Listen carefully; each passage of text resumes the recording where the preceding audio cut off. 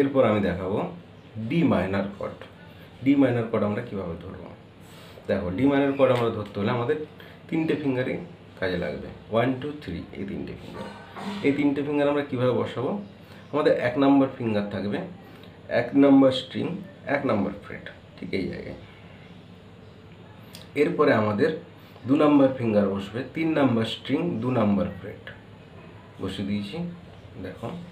এরপরে আমাদের 3 নম্বর ফিঙ্গার বসবে, 2 নম্বর স্ট্রিং, 3 নম্বর ফ্রেটে, বাস বসিয়ে দিয়েছি। এরপরে আমাদের এই কর্ডের ক্ষেত্রে আমাদের ওই 4টে স্ট্রিংয়েই বাজবে, 4 3 2 1 এই 4টে। 6 আর 5 এটা আমরা প্লে করবো না, দেখো সাউন্ডটা কীরকম।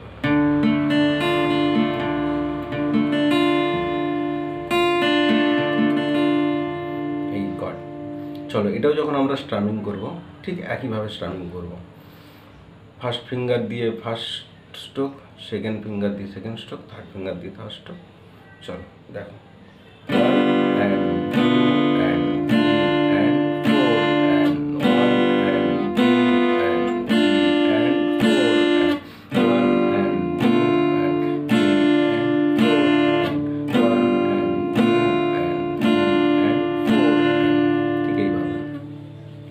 তবে এই যে প্রথমে একটা দেওয়ার পরে যে সাউন্ডটা আসছে, বাজে সাউন্ডটা, এটা হচ্ছে পরবর্তীকালে তোমাদের অভ্যেস হয়ে যাবে যে তখন তুমি একবারেই ধরতে পারবে, একদম 1 and 2 and 3 and 4 and 1 and 2 and 3 and 4